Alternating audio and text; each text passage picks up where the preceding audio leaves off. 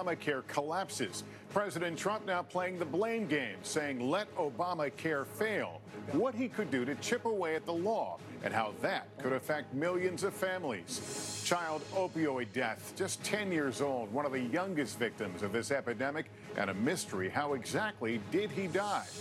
Demanding answers. A heartbroken family wants to know, why did a police officer kill a bride-to-be who called 911 for help? And why were the police body cameras off? Preventing Alzheimer's. News tonight in the fight against the disease. New evidence of the harm a bad night's sleep is doing to your brain. And Magic Airfare Day, the date fast approaching that experts say is the best for getting big deals. Nightly News begins right now. From NBC News World Headquarters in New York, this is NBC Nightly News with Lester Holt. Good evening. It's great to have you with us tonight. The Republican effort to start anew on health care suffered what appears to be a fatal blow today, leaving Obamacare the law of the land, albeit on shaky ground, after Republicans failed on 2 counts, unable to muster the votes in their own party to repeal and replace the law. Still tonight, it's Democrats staring down the finger of blame being pointed by President Trump, who was watching one of his signature campaign promises go down in flames, as millions covered by Obamacare wonder and worry if the drama is over. NBC's Casey Hunt has late details. After 7 years of making promises, the Republican effort to repeal and simultaneously replace Obamacare is dead. When we finally get a chance to repeal and replace, they don't take advantage of it, so that's disappointing. Well, this has been a very, very challenging experience for all of us. It's pretty obvious that we don't have 50 members who can agree on a replacement. Senate Majority Leader Mitch McConnell's new plan to vote to repeal without a replacement is already in trouble.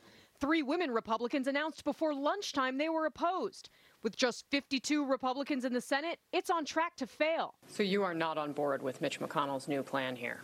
I do not support the new plan. I think it has many of the same flaws as the old plan. But Obamacare's individual insurance market has struggled, with premiums up as much as 20% just in the last year. Let Obamacare fail, it'll be a lot easier. And I think we're probably in that position where we'll just let Obamacare fail. But what would that mean for the 12 million Americans who buy their insurance on the individual markets? Experts tell NBC News the turmoil in Congress has insurers afraid the Trump administration will cut off subsidies they receive to help prop up the markets, potentially devastating the exchanges and driving up prices. You can't force insurers to be more generous than they ever had been without giving them something back. You've got to give them money. You've got to give them more customers. That's exactly what the Affordable Care Act does. Now the pressure is on. A coalition of 11 governors, 5 Democrats, 5 Republicans, and an independent, demanding Congress start working across the aisle to try and drive down costs and stabilize the markets, as millions of Americans across the country wait to find out what this all means for them.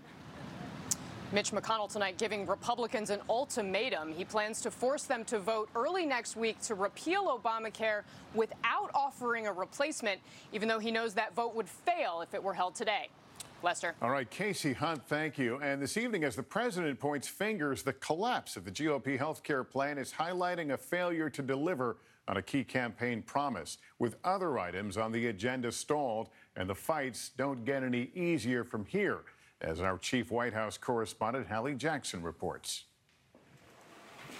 For President Trump, in the healthcare blame game, the buck stops somewhere else. We're not going to own it. I'm not going to own it. That's despite GOP control of the White House and both chambers of Congress, and despite the president's 2013 tweet on leadership. Quote, "Whatever happens, you're responsible. If it doesn't happen, you're responsible." I can tell you the Republicans are not going to own it. It's been months since President Trump hit the road to talk about the Republican push to repeal and replace Obamacare, never really selling the latest plan, with most Americans never really backing it, not even in places that propelled the president to his election night win, so-called Trump counties. There, only 12% of people supported the GOP healthcare plan, including just 1 in 4 Trump voters in towns like Wilkes-Barre, Pennsylvania. I just think they need to go back to the drawing board. Matt Lutz, who owns a brewery in Central Virginia, voted for the president in November. Now he says he doesn't own it, and neither do the Republicans. Is he right? No. I don't think anybody can say, hey, hands off, I'm not responsible. The administration, past and current, are responsible for health care. With Republicans back to square one, the president's forced to back down, for now, from one of his most important campaign promises, with most of the rest of his agenda stuck at a standstill. There's that infrastructure plan to privatize air traffic control, stalled, plus tough talks ahead on the debt ceiling and budget. Even his aides privately push tax reform, too.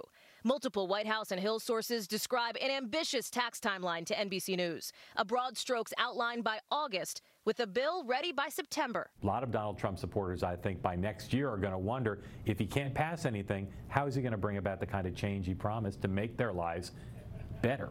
An administration determined to deliver, for now, seeming stuck. Hallie Jackson, NBC News, Warrenton, Virginia.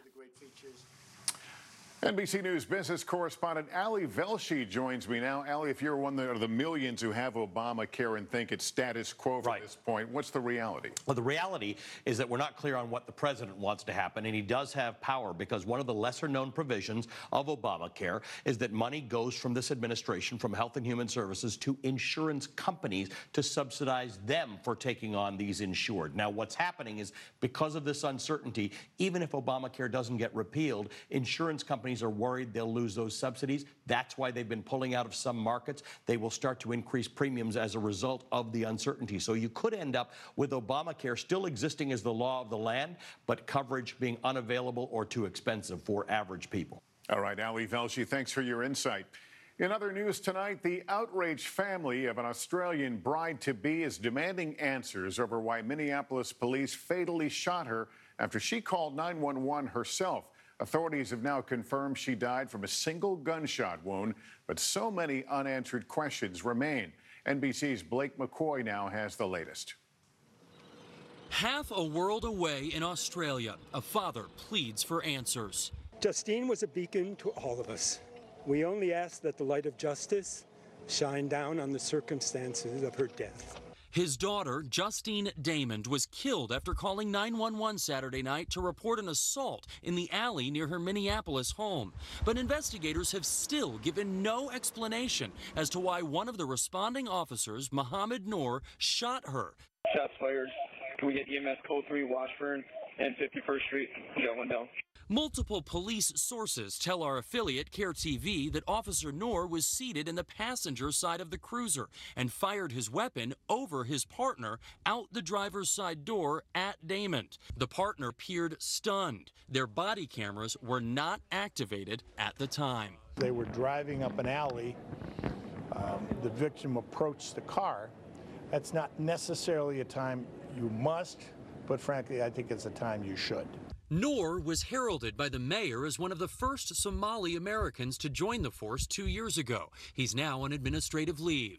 David Bicking used to sit on the city's police review board. Most times you can even at least imagine what the police department might say to excuse it.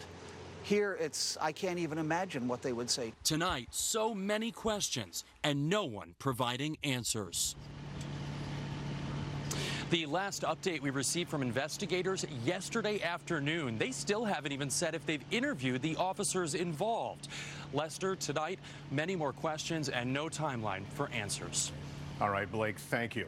Now to a tragic death that's capturing attention nationwide. A 10-year-old boy who may be among the youngest to die in the opioid epidemic that has killed so many.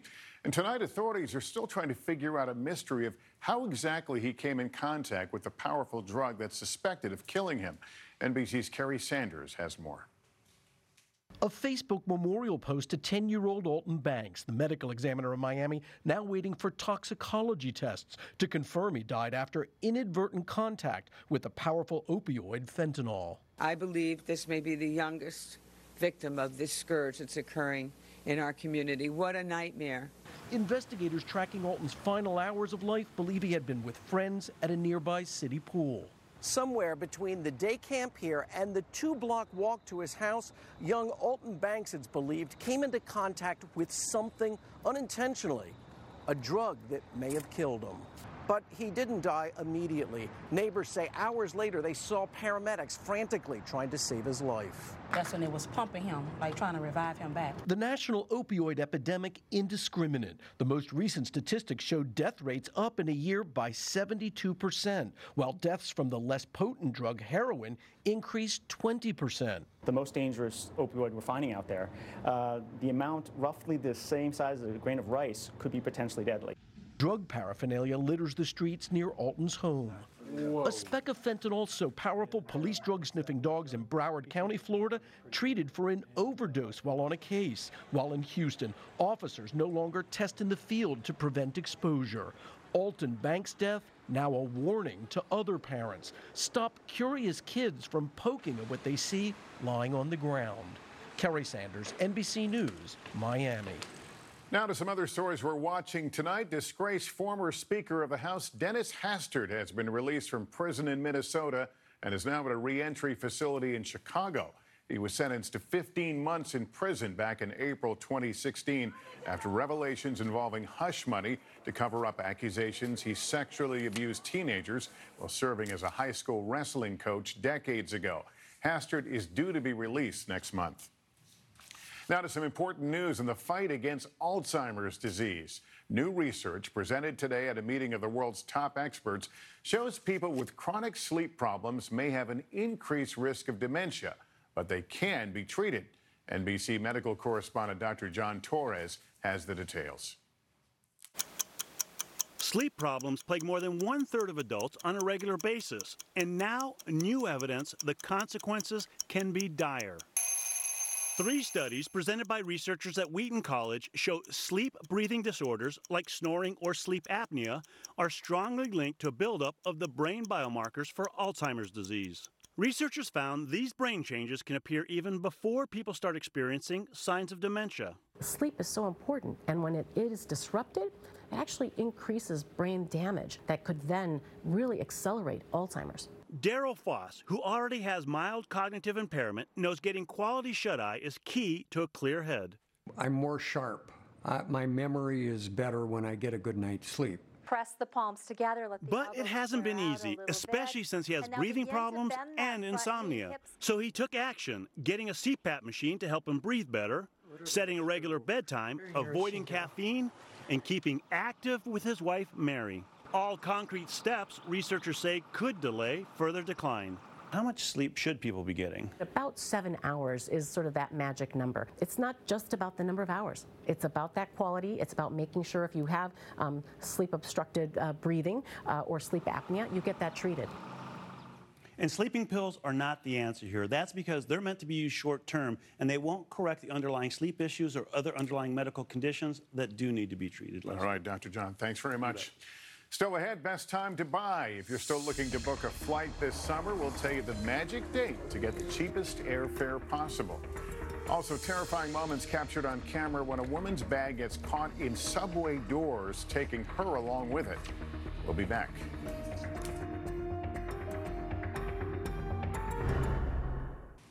We're back now with travel news for anyone who still hasn't booked their summer getaway or is considering a September or October vacation. Experts say there's a certain week when airline ticket prices suddenly drop, in some cases by hundreds of dollars. NBC's Tom Costello has the details. High season for summer travel, and the nation's airports and roads are filled to capacity. In Atlanta, the Niederkorn family put a daughter on a flight to Richmond today. If only they could all vacation in September, they could save a lot of money. I would love to travel in the fall. The weather's nice, it's cooling off. It would be a great time to go travel, but with the kids getting back to school and everything, it's just not very practical. It turns out the end of August brings so-called magic dates when airfares suddenly drop. Generally, demand for travel is lower. You got kids going back to school. Business travel tends to slow down slightly. August 21st is when transatlantic tickets suddenly get cheaper. August 22nd, U.S. fares go down. Round trip Denver to Orlando will cost you $255 on August 18th, but $157 just 4 days later. That's a $100 savings. LAX to Atlanta, $330 on August 14th, $278 on the 21st. And even bigger savings on international flights. Washington to London, nearly $1,500 on August 14th, $8.75 on August 21st. Meanwhile, families hitting the road are already enjoying some of the cheapest gas prices in 12 years, on average saving $22 a tank compared to just 3 years ago. Gas prices are low. In fact, 35 states you can find gas prices under $2 a gallon. Under $2? Under $2, $1.99 or less. And gas could go even lower this fall with cheaper winter gas at the pump. Whether on the road or in the air, some of the biggest savings of the year could be just a month or two away, but only if you can get away. Tom Costello, NBC News, Bethesda, Maryland.